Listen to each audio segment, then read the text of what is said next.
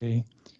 So the topic is quite long, but the main sense of it is that we wanted to analyze or compare the approach to design trapezoidal sheet, traditional approach that doesn't include the stiffness of the entire structure. So that's the main idea behind this presentation. Currently, I guess every engineer who ever designed anything knows, in Poland at least, knows this program Pruszyński, or Pruszyński. I'm not gonna say anything in English. So current approach is based on multi-span beam on hinge rigid supports. That is quite easy and convenient to calculate, but the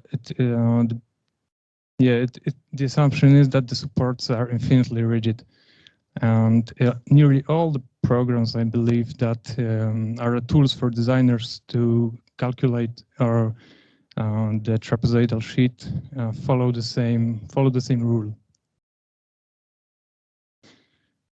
However, on the other side, it's looking at on the right side, you can see the typical warehouse structure and the piece that is marked in red. If we zoomed in on it, we would see the figure A, that present the module that the entire warehouse consists of. It's a repetitive module where the load is transferred, let's say, from top to the bottom. We start with corrugated sheet, typically multi-span scheme. It's mounted to purlins. Those purlins are typically 24 meter long. The span for the trapezoidal sheet is 6 meters. And those purlins are later supported either directly in columns or via girder. And that's the typical layout. And we can certainly say that the distribution of stiffness in the structure is non-uniform. The support for the trapezoidal sheet at every second girder is either bigger or, it's stiffer, more stiff, or stiffer? Yeah, stiffer, or less stiff. And that's the phenomenon that we decided to dive into a little bit. We prepared a very, very simple model. There's no rocket science here. That's a robot model with RC columns. Later on top of these columns, we have girders and purlins. Is there some, I don't know, laser? Yeah, great. And we can see that every second purlin is supported in a different way. We start with purlin that is, my hand is shaking, so it doesn't matter. We start with a purlin that is supported on column, then we have purlin supported on girder, and through this girder, the load is transferred to the column. On top of that, we put a trapezoidal sheet that was modeled as a orthotropic shell. More on that later. Maybe the other thing that I should mention is that we introduced some other stiffness variety with the external wall, that is columns that are in a denser grid. And this trapezoidal sheet was connected with purlins using short beam elements. These are equally spaced, I believe, 30 centimeters. The structure was loaded. I'm gonna go back to that. The structure was loaded with with a load that was that it represent the ultimate limit state, something around 2 kilonewtons per meter squared. And as far as the trapezoidal sheet model is concerned, we were wondering whether we could use just a orthotropic shell due to, as we all know, the trapezoidal sheet is class 4 section, so there is no constant stiffness. The moment of inertia is changing as the load grows. but given that we browsed some literature, as we are simple engineers, and we found that if the stiffness doesn't vary, if the bending stiffness of this trapezoidal sheet doesn't change that much along the member, it can be assumed for the sake of calculating the distribution of internal forces, we can just use a constant stiffness element along the member. And here I just put some graphs to, not to forget to mention that.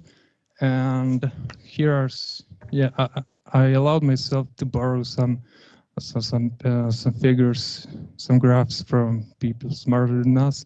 And we can see that if you look at the relation of load to displacement, it's pretty linear for the most part. So so the model with constant stiffness seems to be justified. And even concerning a first-gen trapezoidal sheet with which is essentially less stiffer, and it's also quite linear for the most part. We also decided to run some tests to develop some understanding and to get confident about what this type of structures behaves before buckling. And I don't know how to start it.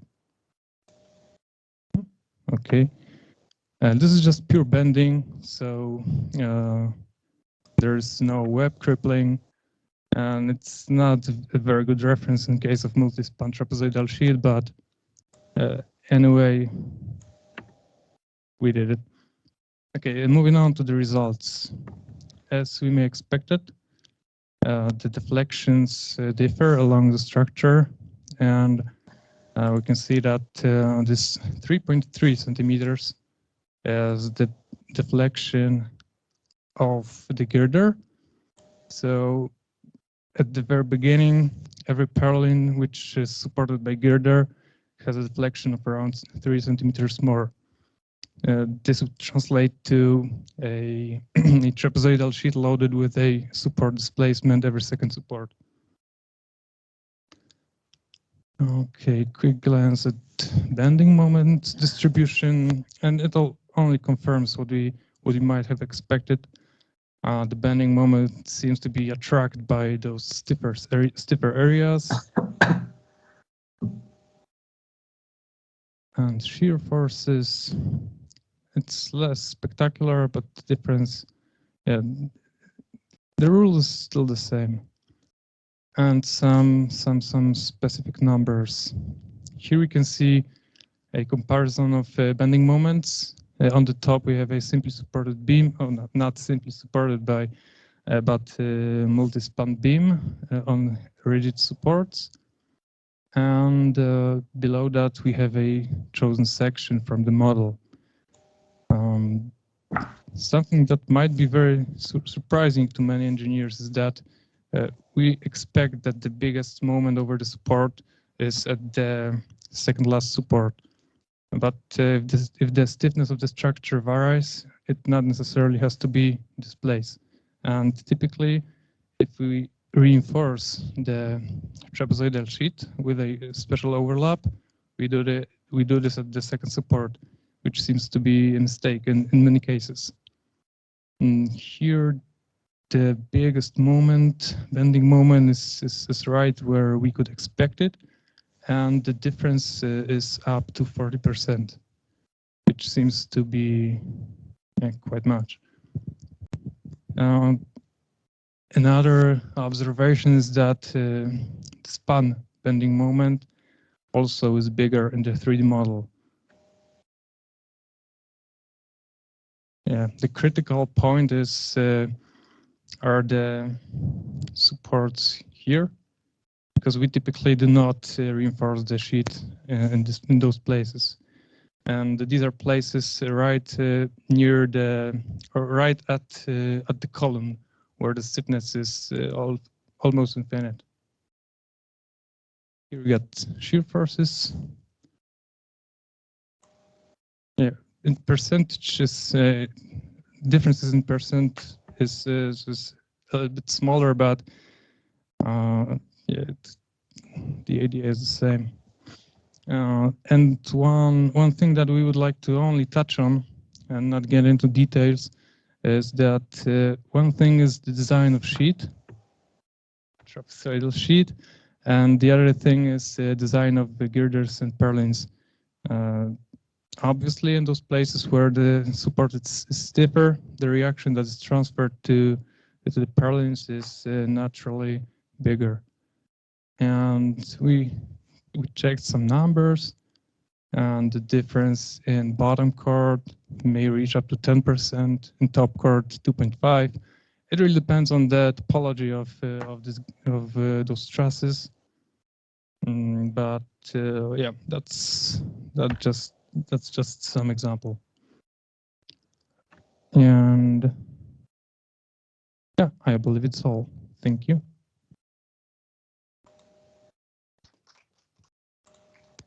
Thank you very much for your presentation, and we have a time for questions or remarks, please.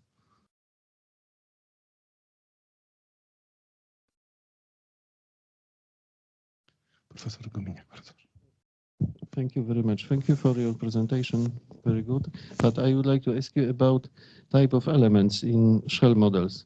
And there was there were diagrams of bending moment, but in shells, of course, we have not only mx, but it's my and myx, yes? And what about these two elements of the moment tensors? They are neglected generally in analysis or not? Please comment it if you can. Thank you very much. But generally very well. Thank you.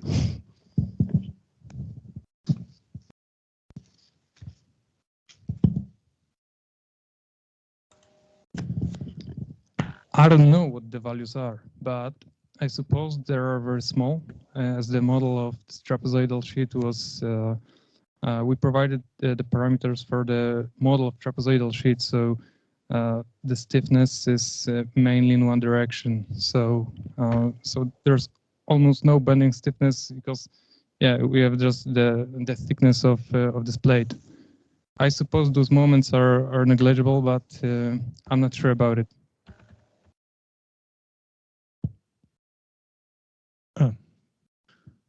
That's why I want to ask Professor Rzeszut, because I have a look at the references. I thought that it's a good. Once again, I very appreciate that you focus your attention on the very important problem, because in the engineering practice, we assume that the trapezoidal sheeting structural behavior is well known and nothing else is to do in this matter.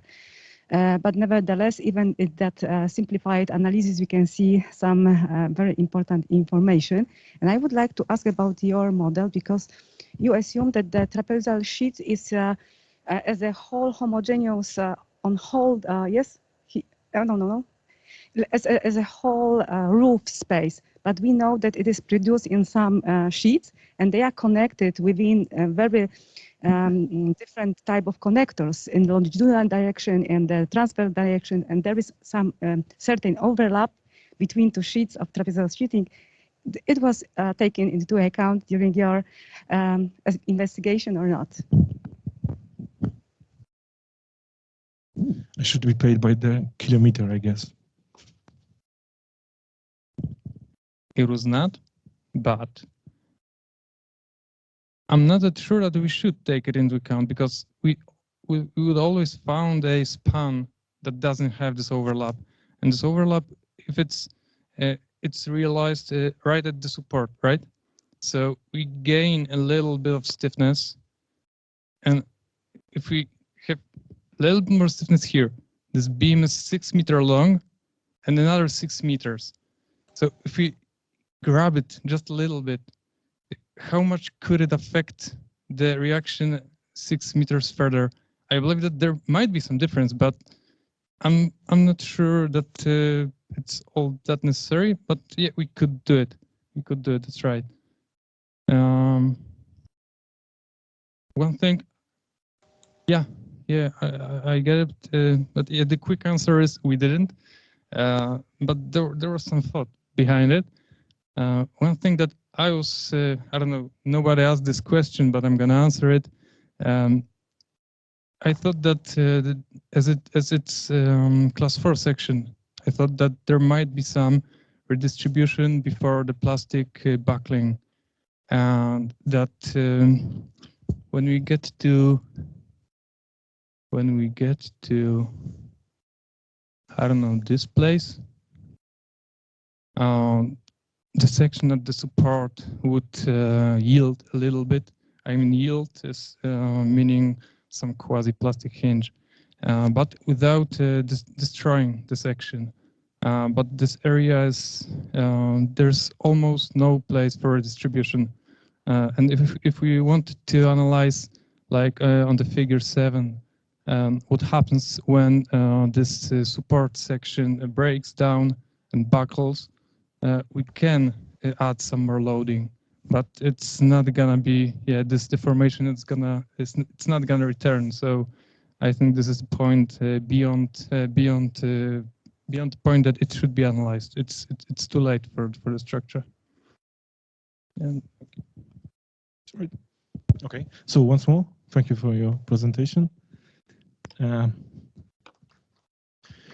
Next presentation will be delivered by the member of the team of Professor Ryszard Walentyński. The team is Ryszard Walentyński, Maciej Wiśniowski, Dawid Cornik. Okay, the presentation will be delivered by Maciej Wiśniowski. Okay, the floor is yours.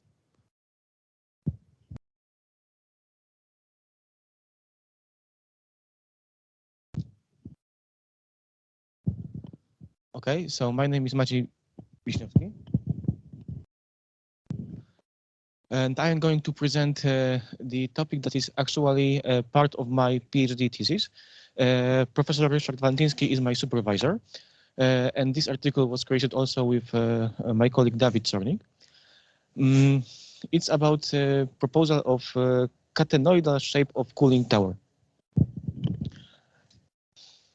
So, in this presentation, I am going to say why did we choose catenoid. Then I will describe the geometry, then methods, results, and finally discussion. I hope everybody saw chimney cooling tower. Modern chimney cooling towers are being created using hyperboloidal function that can be easily obtained using an inclined straight line and revolving it around a vertical axis, just like this one in the picture.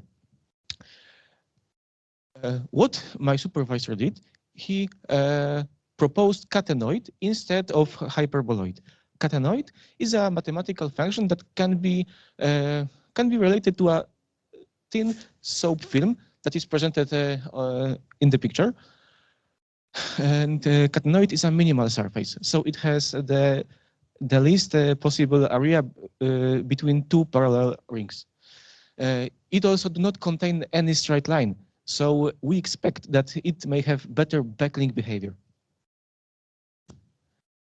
Our consideration is based on an existing cooling tower in Opole power plant that is actually one of the highest in Poland. It's 185 meters high. And our analysis bases only on numerical calculation. There is a computational fluid dynamics and also Finnish element method. It's because of the size of the structure. We cannot make any laboratory test, and some scale effect may also occur. So we concentrate on numerical calculation. In this presentation, I am going to compare a few cases. First, hyperboloidal is just to compare. It's the model of hyperboloidal structure is built by is basing on a existing structure. Then second model, catenoid, fitted to the hyperboloid using least square method. And finally, 6 parametric models that can be obtained using that equation, It looks like strange, but function of catenoid is quite simpler. I just put here the parameters. So parameters of geometries can be obtained straight using the dimensions of structure that are visible in this drawing. So there are some important load cases that are acting on a structure. In this part, I concentrated on wind load and gravity loads. However, in the future analysis, I am going to consider more load cases that are suggested by VGB German standard. So CFD calculation we realized in software RFEM Global. That is quite a new software to this type of analysis. And we also use ANSYS Fluent for more accurate calculation. Those are our preliminary model from RFEM Global. We also did a mesh convergency analyze based on a 2D finish elements and wire elements, and also assume flexible Winkler boundary. From each model, we read internal forces and compare them. And what you observed, we read normal forces and bending moments in two directions. We observed that normal forces are getting increased when the parameter h is moving higher. But we also observed that bending moments are the least in the case if the altitude h is equal to approximately 2 of 3 of all height of the structure. We also provide stability analysis that gave I think the best result. It showed that we have the best critical factor if this height is and the altitude approximately 2 of 3 for all height. And finally, the conclusion. We observed that catenoid is quite more stable than hyperboloid. This analysis is not complete. It have to be improved and developed. Our calculation also are going to be validated in wind tunnel. And what else? I strongly believe that knowledge is going to be useful. We are now observing that conventional power plants that are using chimney cooling towers are getting clouds. However, there occur more and more industry that need to cool a big amount of water. I believe it's going to be built a chimney cooling tower using just one layer of reinforcing bars inside, so much more thicker shell. And there is the wind tunnel that we are going to use to provide laboratory tests to determine wind load or just validate the calculation. I am presenting the literature, and thank you for attention. Thank you for your presentation. So we have time for discussion. Yes. Thank you for the presentation. My name is Ilana Calotescu from Romania, as I said before. I wanted to ask you related to the wind load calculation. Did you make any comparison between the two types, hyperboloid shape and the catenoid shape, in terms of which shape will induce or for which you will get lower wind forces? I mean, you said that in terms of stability, catenoid are better. What about in terms of wind load? Which are higher for which structure?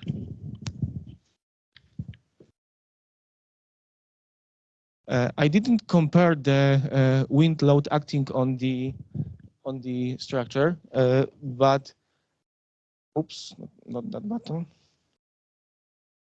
O, przepraszam, coś wyłączyłem. Okay. Jak się cofnąć tutaj?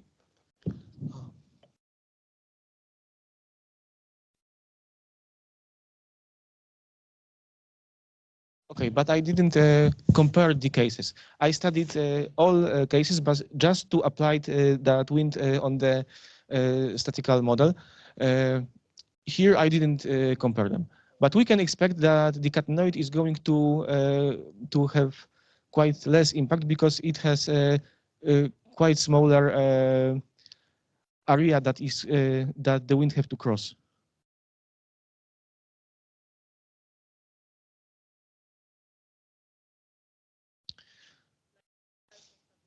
I am going to compare that. Thank you for that remark.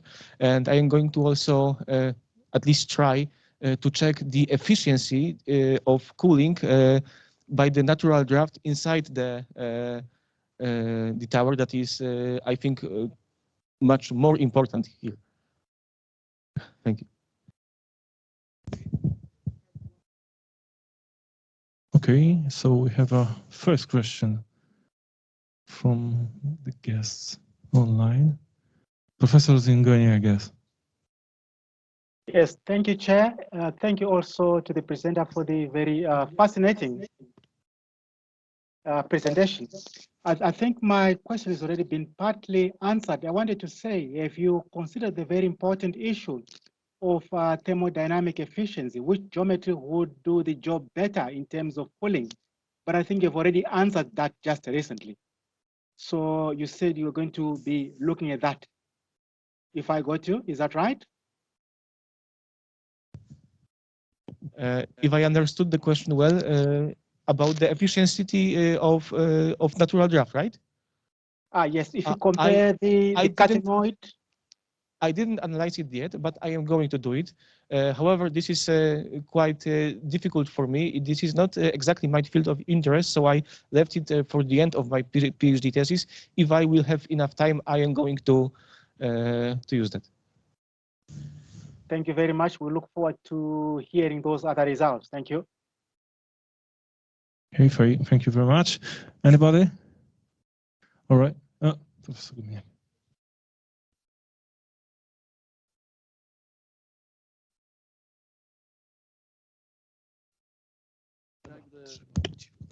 Describe the deformation of this shells. Yes, what kind of finite element did you use? You can take 4 nodes, 8, etc. Please, this only this. Thank you.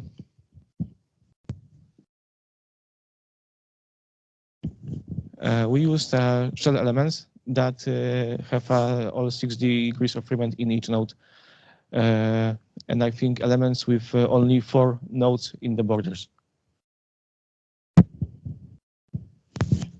Okay.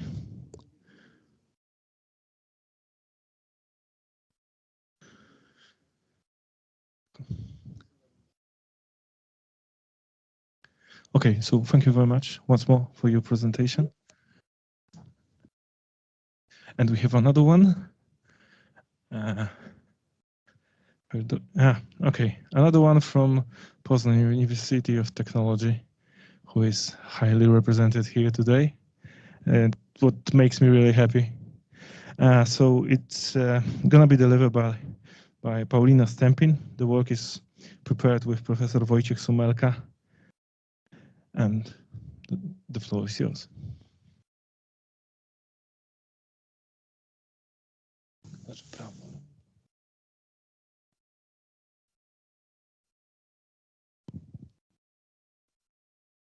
My name is Paulina Stempin. I am from Poznań University of Technology.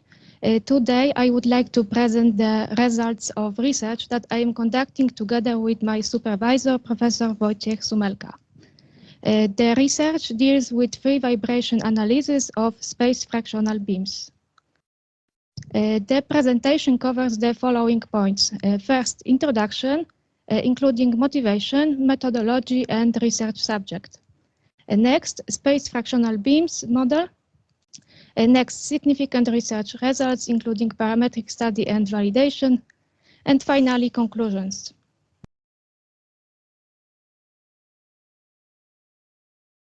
The research focused on the modeling of periodic structures, such as, for example, space grid structures, cellular structures, nano micro beams, elements made of metamaterials or porous materials, as well as the truss core sandwiches.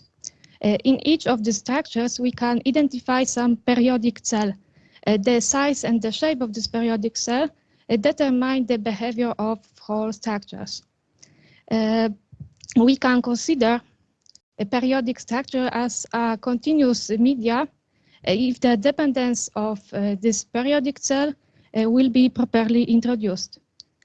This dependence is also known as scale effect. And the question is how to include the scale effect. There are many theories in the literature that try to explain and capture the scale effect. However, we proposed a different description. We are using space-fractional continuum mechanics. The innovation of our research is therefore related to the method of accounting for non-locality. We are using Rieschka-Putter fractional derivative, which consists of left-sided and right-sided fractional Caputo derivatives. And alpha means the order of fractional derivative, and the limits of these derivatives are related to the length scale. In this concept, the strains are defined using fractional derivative. Then the element with scale effect can be considered as continuous one, and the information about the microstructure is given by the order of fractional derivative and the length scale.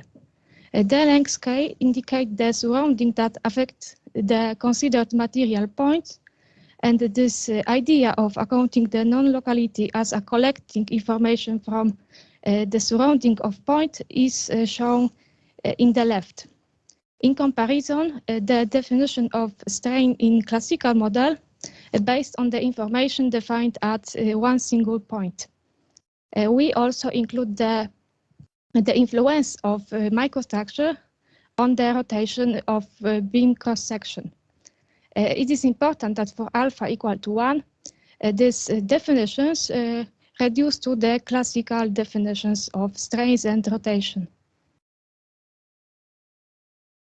Today, I want to present the results of slender beams with scale effect, which are modeled by space-fractional Euler-Bernoulli beam, and thick beams with scale effect, which are modeled by space-fractional Timoshenko beam.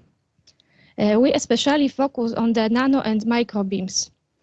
Today, I will present the results of free vibration analysis. And free vibration of space-fractional beams are described by the following equations. And the space-fractional Euler-Bernoulli model is adequate for modeling beams if the shear effect and rotational inertia effect are negligible. And for thick beams, this effect should be included, and the space-fractional Timoshenko beam model should be used. In orange are marked the additional terms related to the shear effect and rotational inertia effect.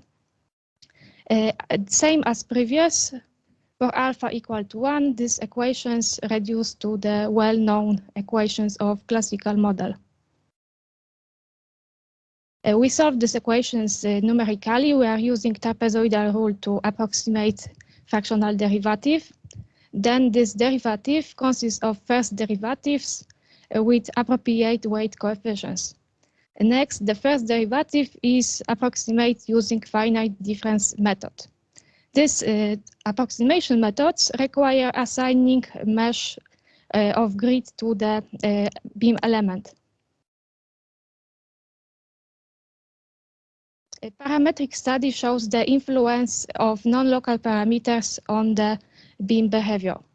Dimensionless frequencies are on the left and two eigenmodes are on the right. Different colors indicate different values of fractional derivative order, and different types of line indicates different values of length scale. These parameters determine the shape of modes and the values of frequencies. If alpha decrease, the eigenfrequencies also decrease. However, if length scale increase, the eigenfrequencies decrease. And the higher the mode number is, the more significant the scale effect is. And inclusion the shear effect and rotational inertia effect leads to the lower frequencies for space-fractional Timoshenko beam compared to the Euler-Bernoulli one. It is important that for length scale small in the relation to the beam length, the scale effect disappears and the solution identical to the classical one is obtained. It means that classical beam model is a special case of fractional model. The validation was made on the example of nano beams. We are using experimental data existing in the literature. The validation covers the statics. It is the deflections of nano beams. It was a fixed beam. And the dynamics is resonance frequencies of cantilever beam. The experimental data are marked by black dots in the figure on the left and by green area in the figure on the right. The classical model cannot follow the experimental data. However, fractional model exhibits high agreement with the experimental measurements. The non-local parameters have been established as alpha equal to 0.66 and length scale as 160 nanometers. It is important that these parameters are independent of shape and size of beam cross-section, beam length, or boundary conditions. It is also important that the validation covers the problem of statics and dynamics for one set of parameters, because for other non-local theories, it is not always possible to establish the same set of parameters for statics and for dynamics. In conclusion, frequencies value and the shape of a specific mode can be controlled but not by non-local parameters alpha and LF to achieve the desired fractional beam behavior. The stronger the scale effect is, the lower the frequency values are. The higher the mode number, the more significant the scale effect is. The inclusion of shear and rotational inertia effects in the space-fractional Timoshenko beam leads to the lower frequency values compared to the space-fractional Euler-Bernoulli beam. And validation confirmed that non-locality parameters can be considered as a material parameter because they are independent of the size of cross-section, the shape of cross-section, and the beam length or boundary condition. Thank you for your attention. Thank you very much for your presentation, and of course we have a time for a discussion. Yes, Professor Jemioło. For me, it's a very interesting approach, but usually we do it in completely different way, because it's from the physical point of view, it's a relatively simple theory, because it's a small deformation, and you put completely different definition of strains. Now, usually this type of derivative, if you use, comes from Laplace transform using viscoelastic properties of the materials. And usually the construction of continuum mechanics was this type of approach is to put the information in constitutive relationships and the information geometry of the structure. And what is your motivation to put all of this information in definition of strain? Classical one, just to put information about geometry, etc., properties of the material. and so on.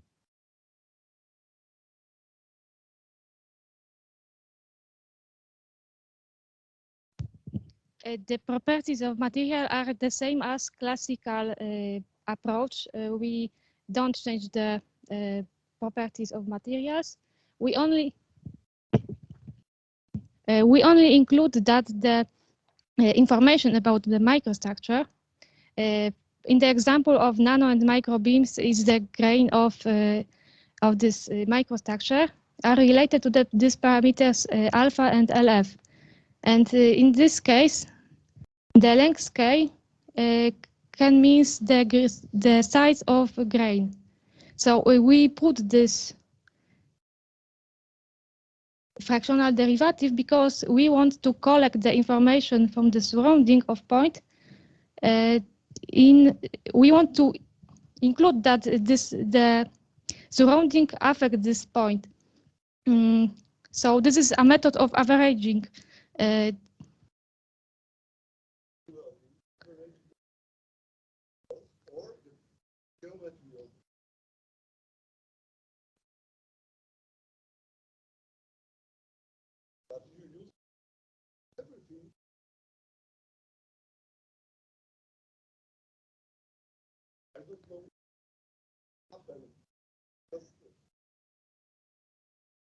understood. Yes.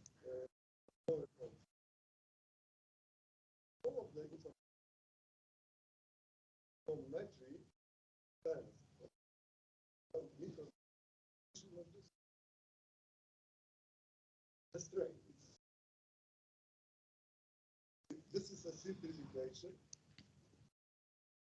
because it looks like a very simple model. Calculation point. Just to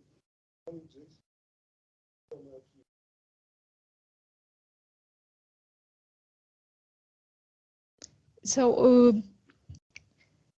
if you put fractional derivative here, we can change this real beam as a continuous one. Then it doesn't consist of grains that.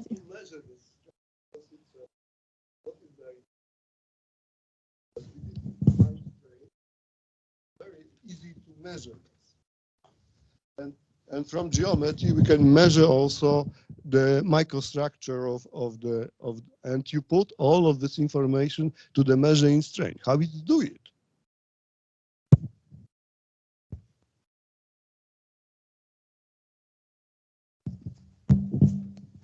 I will switch to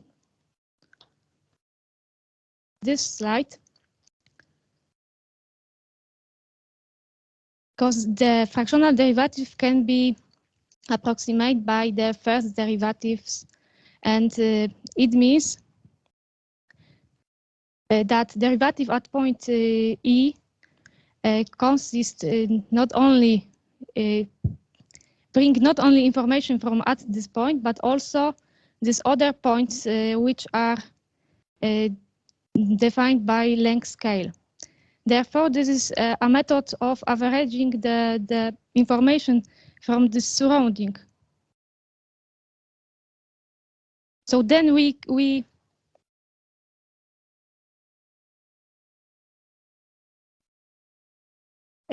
if this structures is not treated as a cellular structures, but a plate.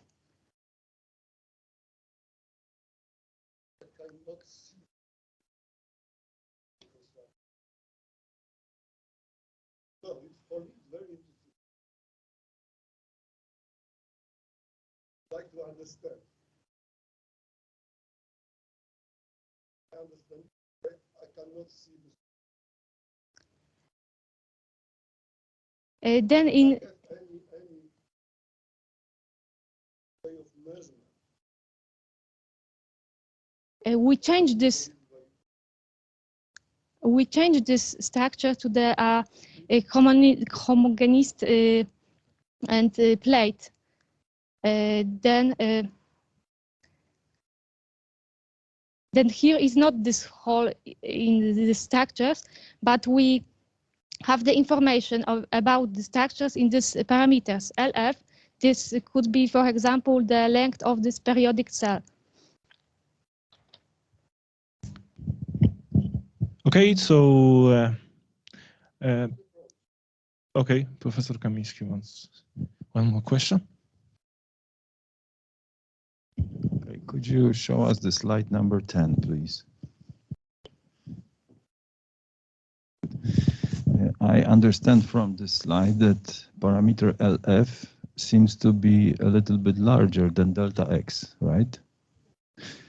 So it seems that physics in this model is somewhat correlated with mathematics because delta X affects efficiency of your finite difference approach.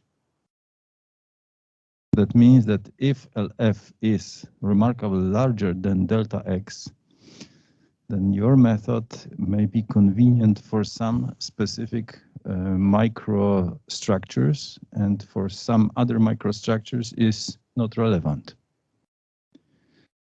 Because in classical numerical methods, mathematics is quite different than physics, but in here rather not. So what is your response?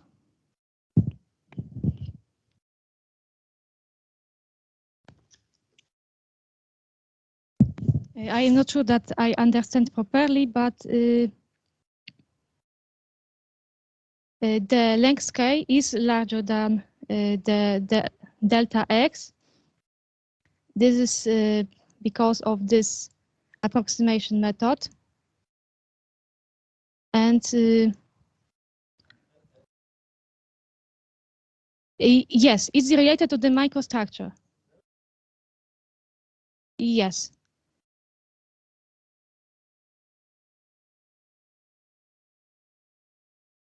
Yes, in my approach, yes, but my colleague from Poznań University of Technology, Krzysztof Szajek, can provide that LF is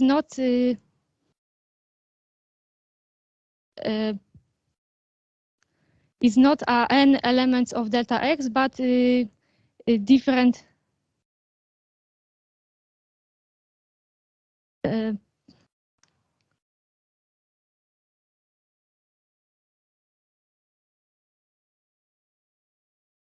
Yes. Thank you very much. We have to make just break in this very sophisticated discussion. Thank you for your presentation.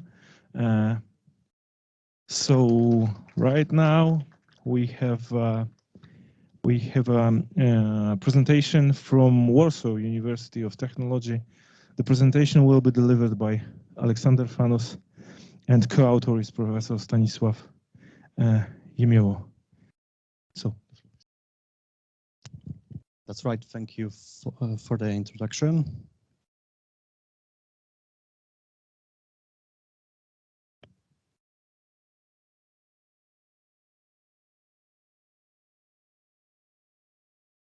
Yes, the topic of today's presentation is actually on a simple but kind of efficient approximation of the stress state in an inflated damaged cylindrical tube. By damage, I will explain this later on, but we here refer to the so-called Mullins effect. Yes.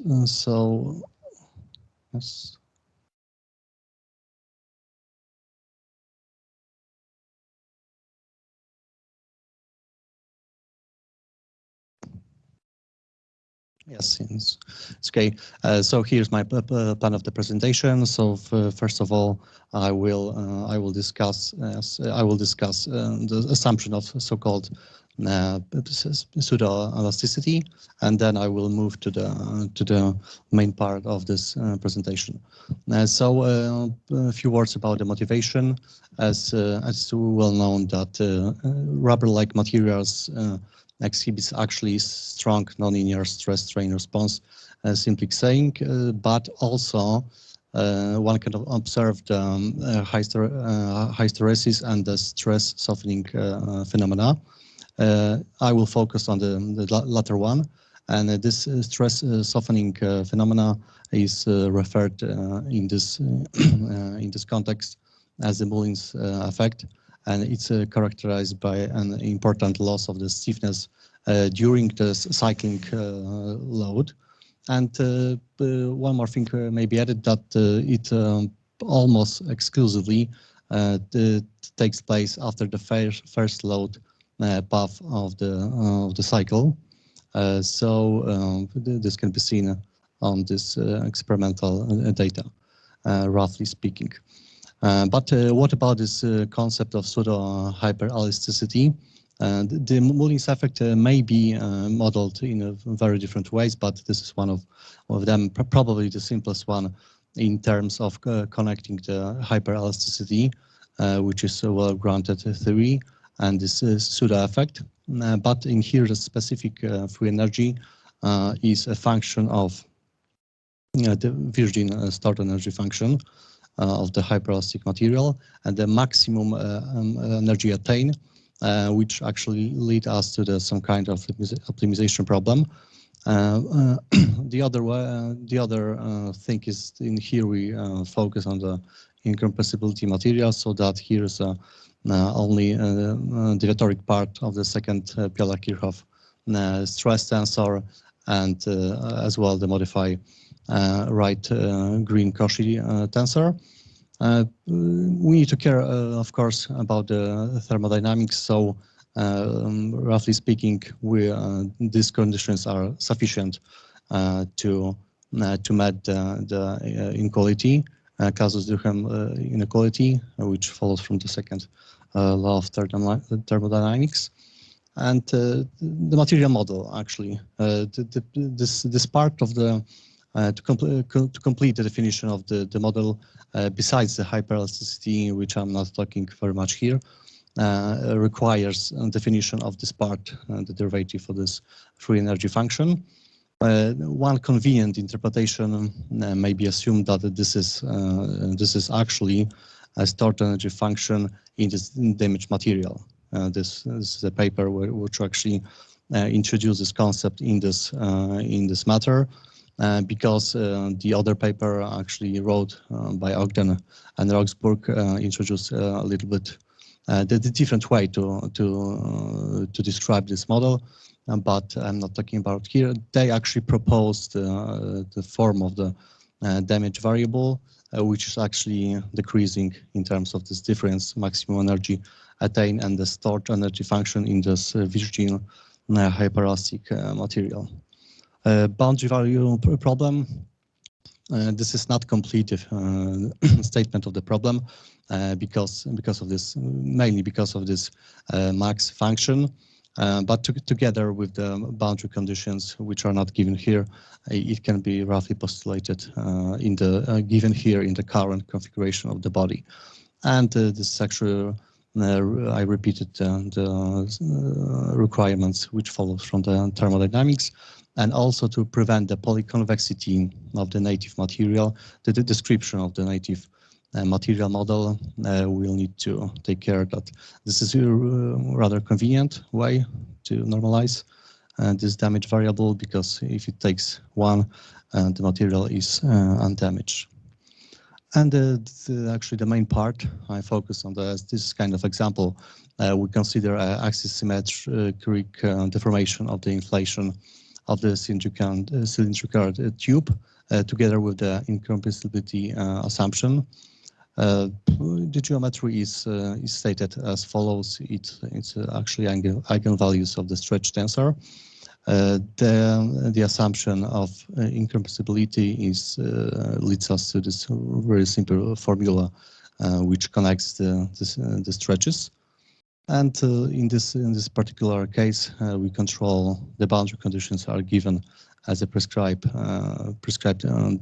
displacement in the inner surface, and the natural stress state, which is stated here on the other side. Components of stress, Cauchy stress tensor in the cylindrical coordinates are given in here. I didn't actually mention that this Lagrange multiplier is determined. It's not constitutively determined. It needs to be determined in a specific boundary value problem. And this part is the deviatoric part of a native response, which means a pure hyperelastic material model. It turns out in this case that this pressure, this Lagrange multiplier, may be established based on the single, mostly due to the axisymmetric deformation from the exclusively one equation. It's a kind of simple equation, so we refer this to as D1. But now suppose that it is appropriate to approximate this derivative in this formula, which means that we simply scale the derivative of the native deviatoric part as follows. And then if we substitute this part in the equation, it's turned out to be, it turns out to be in this way, which actually means that solution in terms of stress of the boundary problem consists of simply scaling the solution of the primary hyperelastic response, and we refer to the solution as D1. Now, results. This is a native. This is primary responsive material, which is denoted by P. Unloading takes place here in this example at R equal 50, and I denoted as previous in the previous part by these two values, D1 and D2, the response of the damaged material, the response, and we see that difference are very. I'm not showing here a number, but in the plots we see that this the difference is very slight, and the approximation yields very nice results. Here the same solution, but we assume that the unloading takes place at R equals 80. So it's a very close solution. And in terms of implementation or calculations, it may be actually assumed that in this boundary value problem, the solution may be simply scaled, not has to be exactly solved in the partial differential. This actually is the ordinary differential equation. But in general, except this approximation, the response of the material and in terms of modeling in finite element methods may be the difference may be significant. Here is an example of simply compressing a ball with loading and unloading in terms of compression and normalized displacement. Here's the other example, namely the torsion of the cylindrical tube with a hole, where is actually the unloading part takes place when we torque the cylindrical tube, and locally we've got as well as loading and unloading parts. So the two paths actually differ significantly in the terms of larger displacements. So in conclusions, it turns out that the presented approximation of the problem and the native one yields very similar results in terms of stress.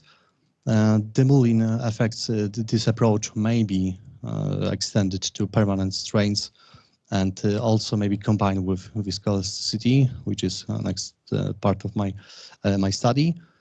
And of course, this is the presented results are actually preliminary steps to future work concerning fiber reinforced material models, where the coating is made of rubber-like materials, which is modeled together with the Moulin's effect and the viscoelastic properties. So that would be all, and thank you for listening. Thank you for your presentation. And of course, we have a time for a discussion.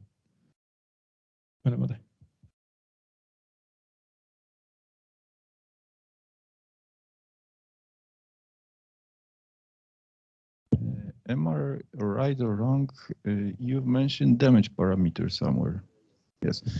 So I could mention just like a comment that some damage parameter model has been developed by Konstantin Wołok from Technion University just 10 years ago. So you can replace or compare this theory with his research finding also. Thank you very much. Do you want to comment? Yes, thank you for the comment. I can only add that there are many theories in terms of damage, let's say continuum damage mechanics, but this is actually the kind of the other part of modeling the Mullins effect. So yeah, but thank you. Okay, anybody? Maybe I have a comment on the question, because we show in the analysis that classical approach with the scale parameter like eta, it's a scaling only. And we show that the result in this model, if you use the definition of this parameter eta as some kind of function of storage energy function in the material or maximum energy function obtained in the calculation, the difference between the results will be very simple in some sense. But usually for this parameter it's a very simple equation. Just we define dot of this parameter, and usually it's a simpler function like an error function, because error function is typical in a very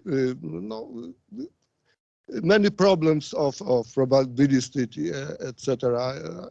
You know it about it. This is mean that the difference between the models in this approach will be small, relatively small, for small deformation.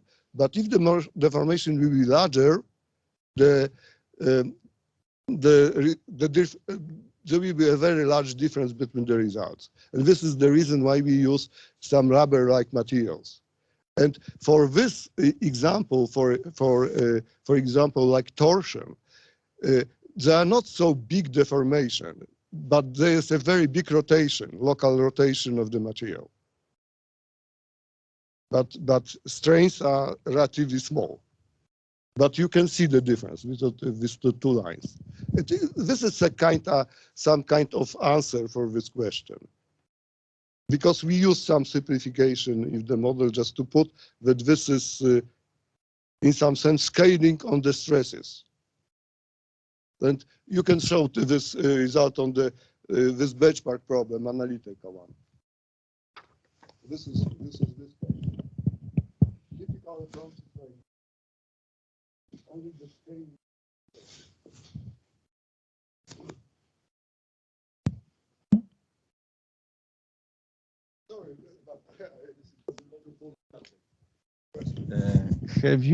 Did you know that Professor Obremski cited your students' homework in one of his papers? Thank you very much. That was fantastic. Okay, thank you very much. Thank you for this discussion. All right. So right now we have a last presentation, last but not least. It's going to be delivered by Dr. Dominika Pilarska from Opole University of Technology. She's only one who represents Opole. That's why we are extremely happy to have you here. So the floor is yours.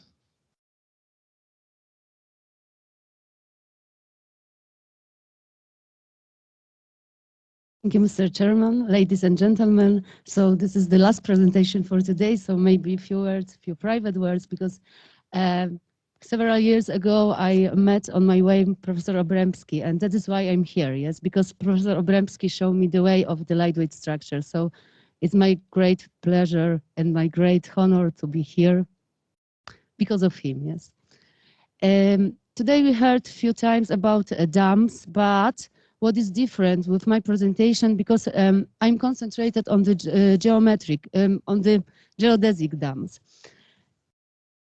Dam structures, geodesic dam structures are structures which were involved by Professor Fuller, we know about it, and but there are a lot of researchers which are concentrated on icosahedron and dodecahedron, but there are no papers which are concentrated on regular octahedron, and that is why I'm doing it, and this is my research area. So regular octahedron is the basis of geodesic dams generated.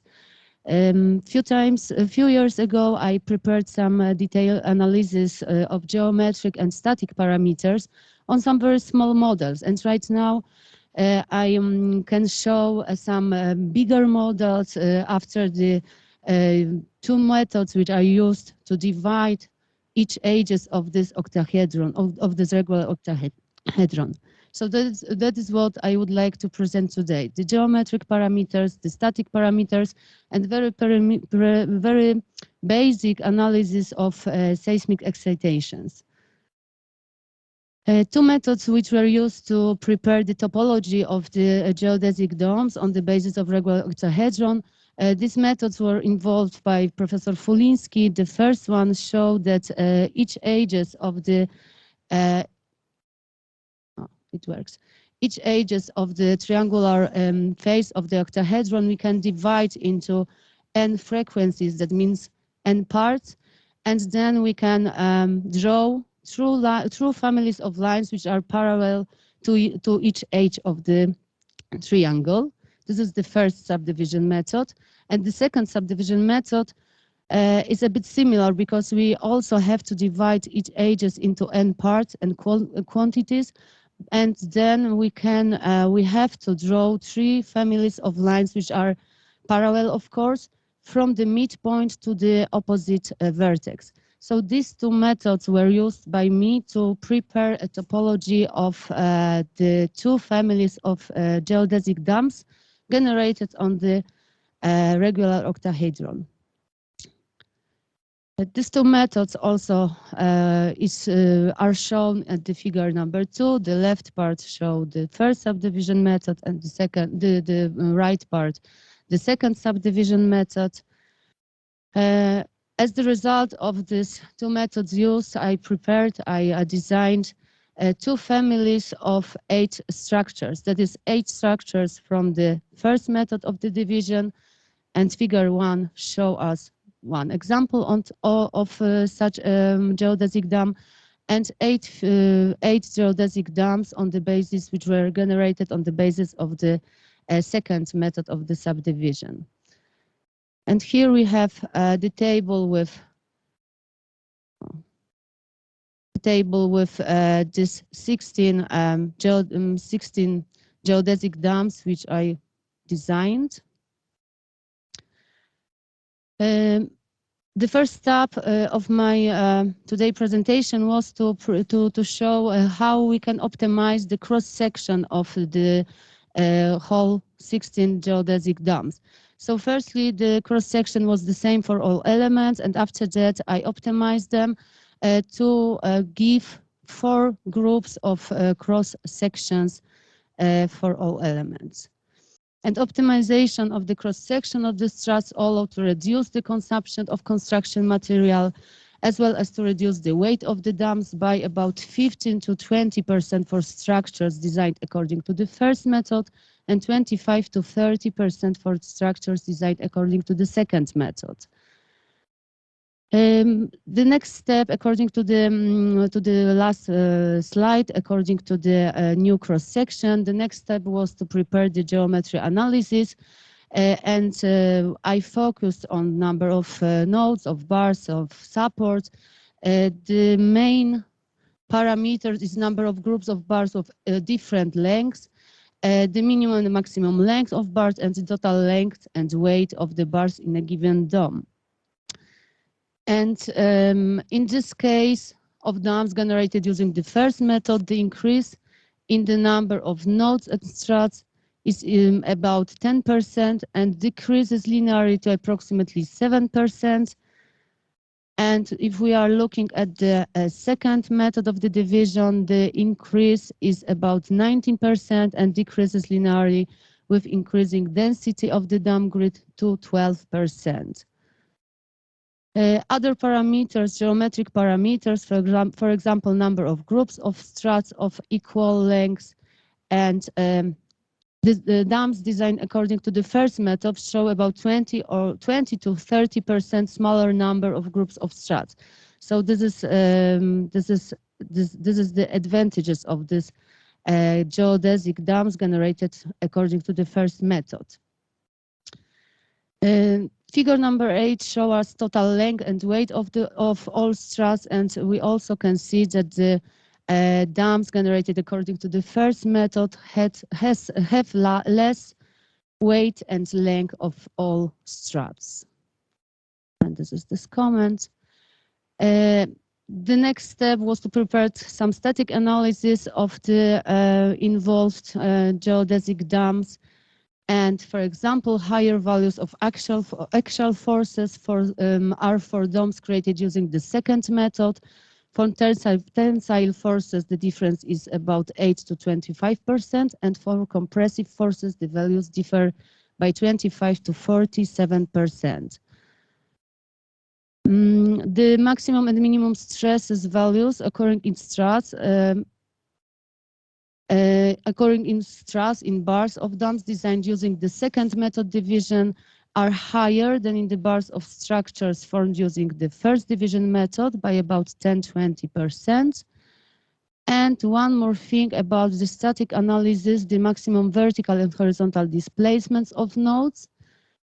Thanks to the topology of structure shaping using the first method, the maximum displacements of nodes, both vertical and horizontal, occurring as a result of loads are smaller than in the case of system design using the second method.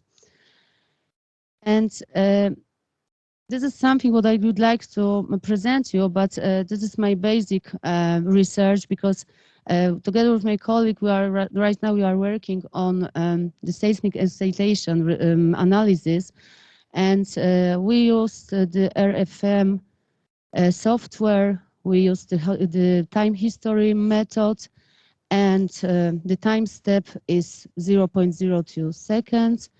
And what we receive is that the dam shape according to the first method showed about 3 times greater maximum displacements than the dam designed according to the second method.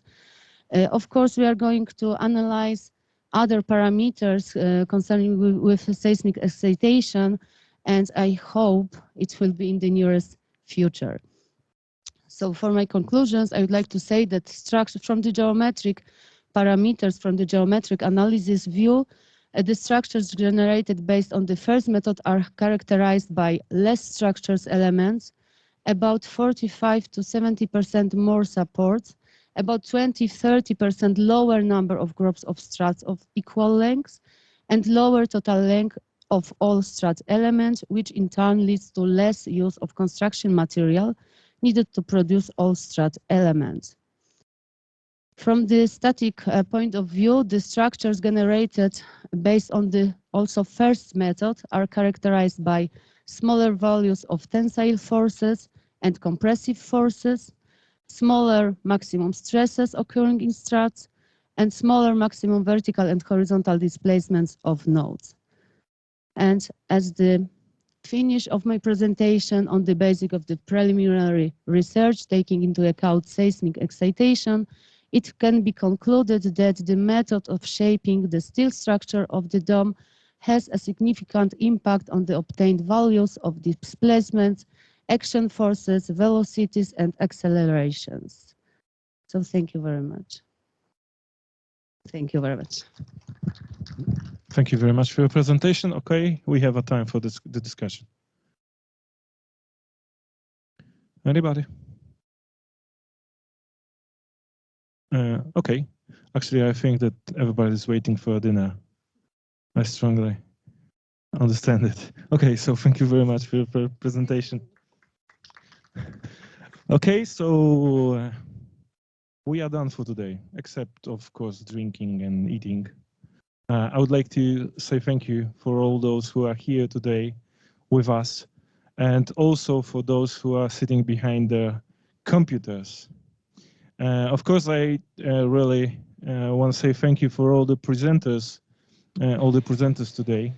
And I would like to say thank you to Professor Marcin Kamiński, who was rolling 3 sessions straight and 1 difference of PhD work. So thank you. And I feel a little bit bad for those who are sitting next to the computers, because we can have you here to have a nice dinner, to eat something and to drink something. I strongly suggest you to have something in your glasses, like a red one or white one, whatever you want. We will definitely have something. So take your time up there. Thank you for today, and we coming back again for a 27th Lightweight Structures in Civil Engineering Conference tomorrow at 9 o'clock. Right now, I would like to ask you, everybody here, to go to the Zatoka Sportu, Sports Bay. We have to go outside the building, go straight to the left, and you will see beautiful, beautiful large building in orange, which is Zatoka Sportu, and we have to go at, I don't know, the first or second floor. So everybody's here is invited, and we will see again up there. Thank you very much for today. Thank you all those who I can see right now on the screen. Professor Zingoni is opening today's sessions number 1. Tomorrow, of course. Yeah, tomorrow. Thank you very much, and we'll see you again